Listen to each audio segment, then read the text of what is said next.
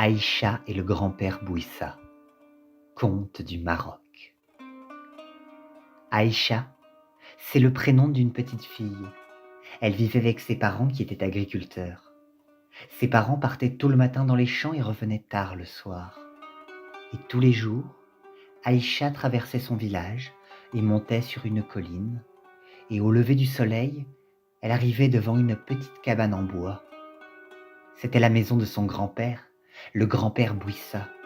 Elle frappait à la porte et on entendait alors une voix de vieillard qui demandait « Qui c'est ?»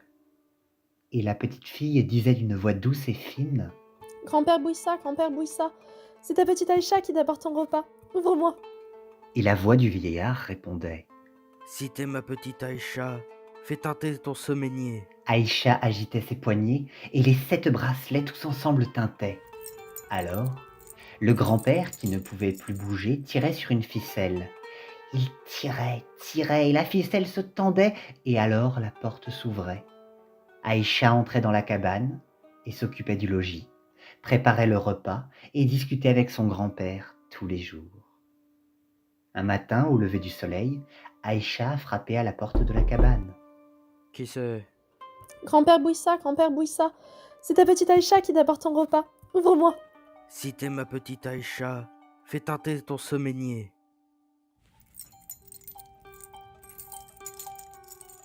Et la porte s'est ouverte.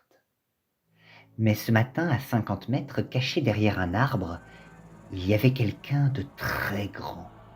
Ce quelqu'un avait des poils partout et une si large poitrine que des oiseaux y avaient fait leur nid dessus.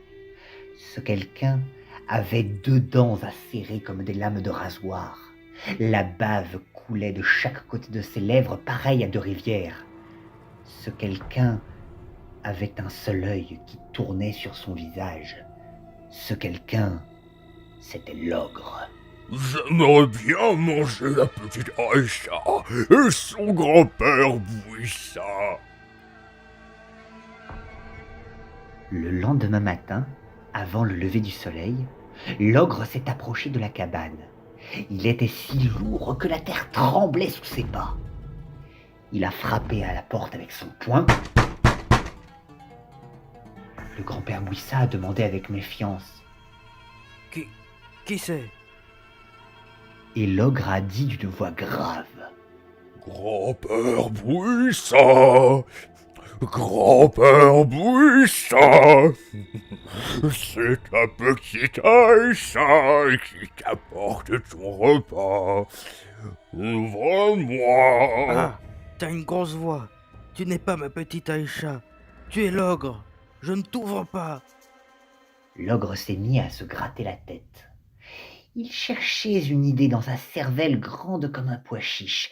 Une idée, cherchait, il n'a rien trouvé, mais il a pensé à une personne qui pouvait l'aider. Il s'est enfoncé dans la forêt. À son passage, il était si lourd que la terre tremblait et que les arbres s'écroulaient. Il a couru jusqu'au cœur de la forêt devant une petite maison. Il s'est penché et a dit « Maman! » Une minuscule femme habillée de noir est sortie. Elle semblait flotter au-dessus du sol. Elle a écarté les bras en souriant. « Mon fils !» L'ogre a raconté ce qu'il voulait faire, manger la petite Aïcha et le grand-père Bouissa. La minuscule femme a répondu qu'il devait changer de voix pour tromper le grand-père. Puis, elle est rentrée dans sa maison, s'est avancée vers la bibliothèque. Elle s'est mise sur la pointe des pieds et a saisi un livre. Elle a soufflé sur sa couverture pour en chasser la poussière, puis a feuilleté le livre, feuilleté. Ah, page 239. Comment changer de voix? Elle a lu attentivement la page, puis elle est sortie de la maison. Elle a placé ses 2 mains autour de sa bouche et a chuchoté un secret dans l'oreille de son fils. Pendant qu'elle parlait, l'ogre frémissait d'excitation, son œil tournait sur son front. Sa mère lui a alors murmuré dans le creux de l'oreille. « Mon fils, trouve la maison des abeilles, casse-la au-dessus de ton visage. Dors. Demain, tu verras. Il s'est alors levé d'un bond et s'est enfoncé dans la forêt à la recherche de la maison des abeilles. Il a trouvé une ruche, l'a cassée au-dessus de sa tête. Un liquide sucré s'est répandu sur son visage. Il s'est allongé et s'est endormi. Et durant la nuit, une fourmi qui marchait au pas cadencé, hop, un, deux, un, deux, un, deux, soudain, a senti avec ses antennes le miel sur le front de l'ogre. Elle a filé prévenir ses sœurs, toutes les fourmis qui ont marché au pas cadencé. Elles sont arrivées au niveau du front de l'ogre. Elles ont mangé le miel. Elles sont arrivées au niveau du sourcil de l'ogre. Elles ont mangé le miel. Aux paupières, elles ont mangé le miel. Et au bout d'un moment, la reine des fourmis a levé la patte. Elle regardait les alentours et a découvert un reste de miel au fond d'une caverne. Les fourmis sont alors rentrées en ordre dans la gorge de l'ogre et ont mangé le gras de son gosier. Avant le lever du soleil, l'ogre s'était réveillé, il a étendu les bras et en bâillant, il a dit d'une voix douce et fine : « J'ai bien dormi. » Sa voix avait changé. Et d'un bond, il s'est élancé vers la cabane du grand-père. Dans sa course, il a ramassé une chaîne. Il s'est approché sur la pointe des pieds de la cabane et a frappé la porte avec son petit doigt. Qui c'est? Grand-père Bouissa, c'est moi, ta petite Aïcha, qui t'apporte ton repas. Si t'es ma petite Aïcha, fais teinter ton semainier. L'ogre a secoué la chaîne qu'il avait ramassée et la porte s'est ouverte. L'ogre s'est plié en quatre, il est entré dans la cabane, s'est jeté sur le grand-père Bouissa, bouche ouverte, et l'a mangé.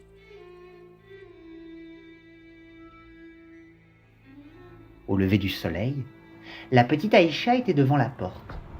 Elle a découvert une trace rouge sur le seuil. Elle a frappé à la porte et une voix douce et fine a demandé : « Qui c'est ?»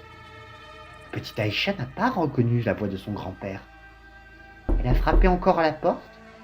La même voix a répondu : « Qui c'est ?» Aïcha a fait le tour de la cabane et a regardé à travers la fenêtre. Elle a vu l'ogre plié en quatre avec ses deux dents qui raclaient le sol. Miam, miam. Après la petite Aïcha, le grand-père Bouissa. Après la petite Aïcha, le grand-père Bouissa. Alors la petite Aïcha a pris un solide bâton et a bloqué la porte. Puis elle a couru vers le village en descendant la colline pour prévenir son père qui travaillait dans les champs. Son père a rassemblé les hommes du village. Ils ont pris des torches et ont grimpé la colline pour mettre feu à la cabane. Les flammes ont léché les murs de bois et se sont élevées vers le toit. L'ogre a tenté de s'enfuir. Il a voulu ouvrir la porte, mais elle était bloquée. Je ne veux pas mourir! Je ne veux pas mourir! Je ne veux pas mourir! Avec les flammes et la chaleur, les vitres ont éclaté, les murs sont tombés et le toit s'est effondré. Je ne veux pas mourir! Je ne veux pas mourir! Je ne veux pas mourir!